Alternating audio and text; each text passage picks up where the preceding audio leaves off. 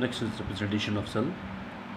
देखिए सेल को कैसे रिप्रेजेंट किया जाता है, ये इंपॉर्टेंट है क्योंकि एग्ज़ाम्स के अंदर आपको सेल रिप्रेजेंट करके दे दिया जाता है और आपको सेल को देख के आपको एनालाइज करना पड़ता है। एनालाइज करने के बाद आपको सेल रिएक्शन लिखने पड़ते हैं और उस पर न्यूमेरिकल्स बेस्ड होती हैं। So this is important, representation of cell ये आपको आना चाहिए।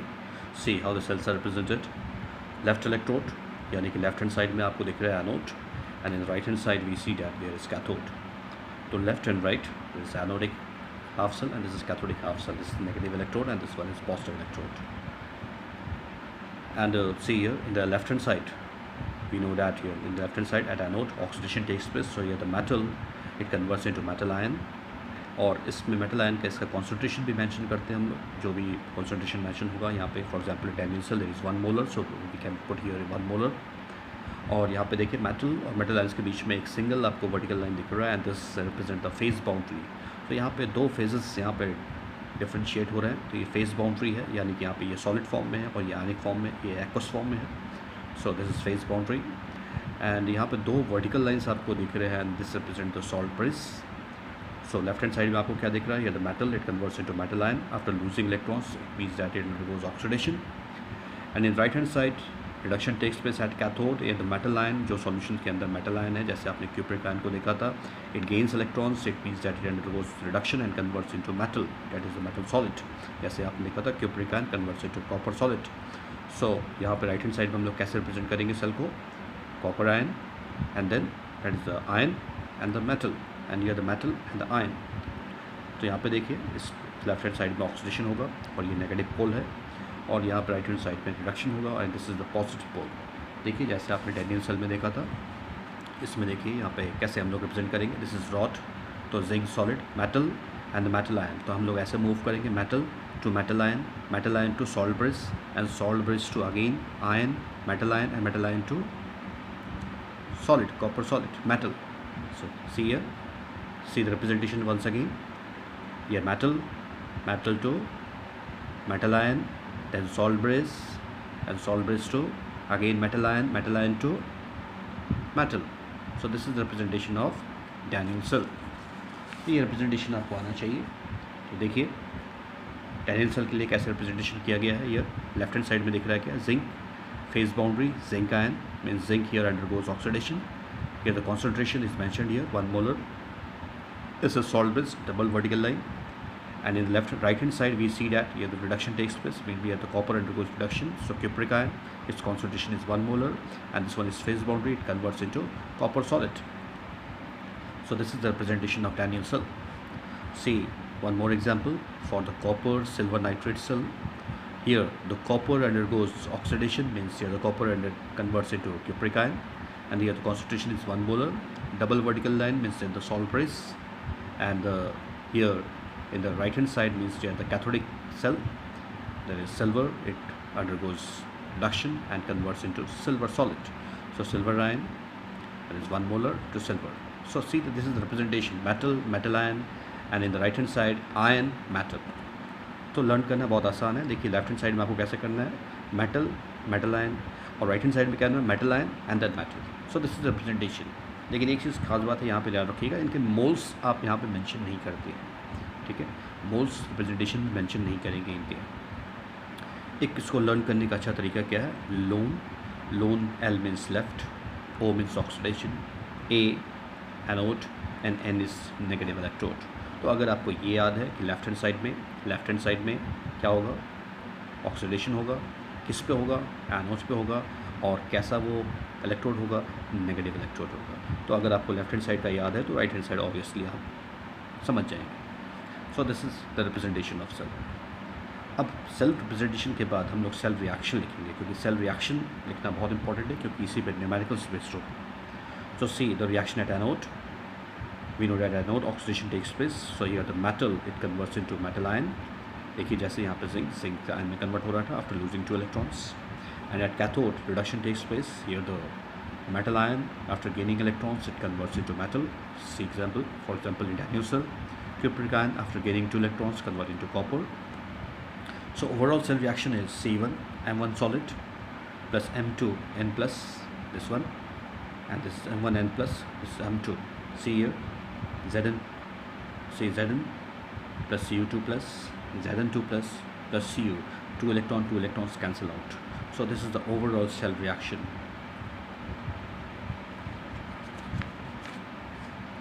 See some examples here. See one question. Represent the following cell. ये एक सेल दिया हुआ है, इसको आपको रिप्रेजेंट करना है, यानी कि इस सेल के अंदर आपको सेल रिएक्शन दिया हुआ है और सेल रिएक्शन को देख के आपको सेल को रिप्रेजेंट करना है. तो देखिए यहाँ पे क्या दिख रहा है हमें कि silver Ag+ it converts into Az. It means that it gains electrons. It means the silver undergoes reduction. And cadmium, it converts into cadmium ions. It means that it loses electrons. It means that here the cadmium undergoes oxidation. तो आपको पता है कि oxidation half जो oxidise होगा उसको हम left hand side में लिखेंगे. तो यहाँ पे कैडमियम ऑक्सीडाइज हो रहा है, तो cadmium it converts into cadmium ion. So this is left hand side. Then salt bridge, और आपको पता है कि राइट हैंड साइड में क्या होना है, रिडक्शन. तो रिडक्शन किसका हो रहा है यहाँ पे, सिल्वर का. तो Ag+ it converts into Az. लेकिन यहाँ पे देखिए, यहाँ पे जो मोल्स मेंशन है ना, 2 मोल, ये यहाँ पे मेंशन नहीं किया गया. तो representation moles are not mention. इसका रीजन अभी हम लोग जब इलेक्ट्रोड पोटेंशियल पढ़ लेंगे तो देखेंगे उसको. Second one, right the cell reaction of the following cell. यहाँ पे देखिए एक सेल रिप्रेजेंट करके दिया हुआ है और इस रिप्रेजेंटेशन पे इसको एनालाइज करते हुए आपको सेल रिएक्शन लिखना है. तो देखिए आपको पता है कि यहाँ पे लेफ्ट हैंड साइड है, लेफ्ट हैंड साइड में आपको पता है कि ऑक्सीडेशन होना है और राइट हैंड साइड में रिडक्शन होना है. इट मीन्स दैट या the copper undergoes oxidation and the silver undergoes reduction.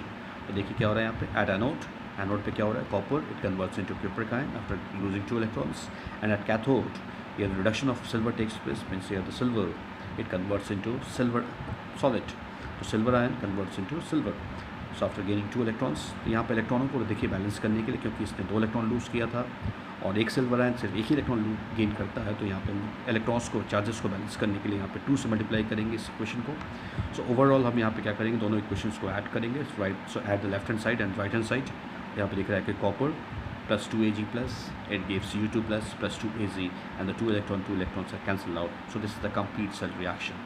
तो इस तरीके से आपको न्यूमेरिकल्स के अंदर सेल रिएक्शन दिए होंगे और आपको रिप्रेजेंट करना होगा, और किसी न्यूमेरिकल्स के अंदर आपको रिप्रेजेंटेशन दिया होगा, उसके आधार पे आपको सेल रिएक्शन लिखना होगा. So this is representation of the cell and the cell reaction.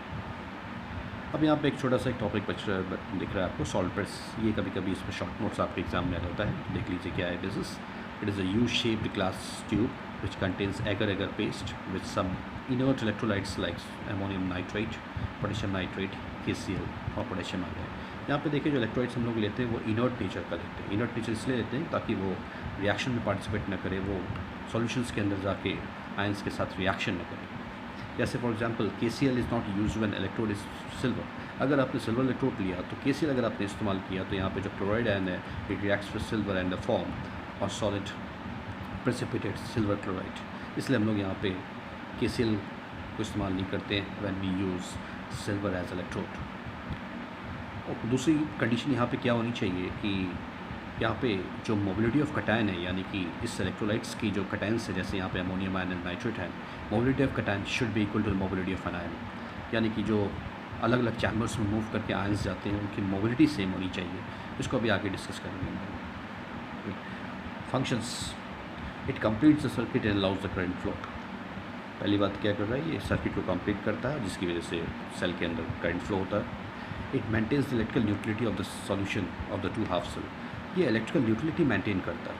ये देखिए खास बात है, कैसे इलेक्ट्रिकल न्यूट्रलिटी मेंटेन करता है. यहाँ पे देखिए, उसको समझिए. देखिए यहाँ पे zinc it converts into zinc ion. तो जैसे जैसे ऑक्सीडेशन का प्रोसेस होने लगेगा तो जिंक आयन का कॉन्सेंट्रेशन सॉल्यूशंस के अंदर बढ़ेगा, और जब जिंक आयन का कॉन्सेंट्रेशन बढ़ेगा सॉल्यूशंस के अंदर तो रिएक्शन को क्या करेगा, ये बैकवर्ड शिफ्ट करना स्टार्ट कर देगा. यानी कि ऑक्सीडेशन का प्रोसेस स्लो हो जाएगा और एक स्टेज ऐसी आएगी जब क्या हो जाएगा, ऑक्सीडेशन का प्रोसेस बंद हो जाएगा और वहाँ पर रिएक्शन क्या करेगा, उसकी वर्किंग स्टॉप कर जाएगी. तो जो एक्सेसिव यहाँ पे पॉजिटिव आयंस का डिपोजिशन हो रहा है, इसको न्यूट्रलाइज करने के लिए इस इलेक्ट्रोलाइट का जो नेगेटिव आयन ये मूव करके एनोडिक चैम्बर में आएगा और यहाँ पे जो एक्सेसिव पॉजिटिव चार्ज, इस रॉड के चारों तरफ जो एक्सेसिव पॉजिटिव चार्ज डिपॉजिट हो रहा है उसको न्यूट्रलाइज कर देगा.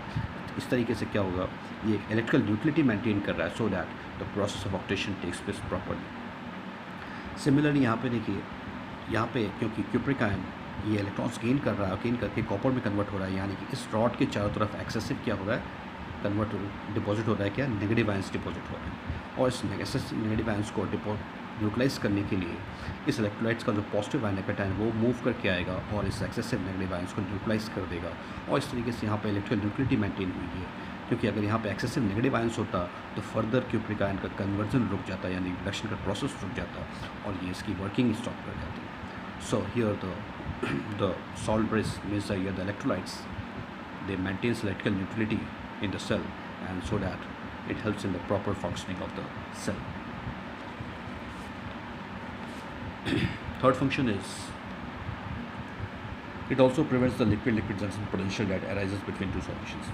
Liquid junction potential ये आपके लेवल की चीज़ नहीं है, ये जान लीजिए कि दो सॉल्यूशंस के बीच में एक पोटेंशियल डिफरेंस क्रिएट हो जाता है जिससे आयंस का मूवमेंट रुक जाता है, तो इसको भी ये प्रिवेंट करता है। तो ये दो फंक्शंस को आप प्रॉपर्ली लर्न कीजिए, तो ये आपके बोर्ड एग्जाम्स के लिए कभी कभी आपसे फंक्शंस पूछे जाते हैं, तो सॉल्ट ब्रिज पे शॉर्ट नोट्स प्रिपेयर कीजिए। सो यहाँ तक के टॉपिक्स को आप अच्छी तरीके से लर्न कीजिए। अब हम लोग आगे के टॉपिक्स को नेक्स्ट क्लास में देखेंगे। So see you in next class. Thank you very much.